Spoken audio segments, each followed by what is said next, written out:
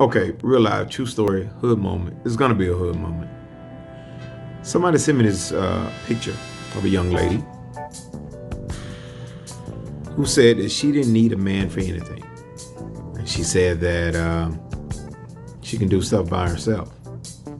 Now, I'm no mechanic, but I don't think that is the right oil. I don't know. Again, I'm not a mechanic, but I think you kind of fry things with that. I don't know. Somebody get that girl. I don't know.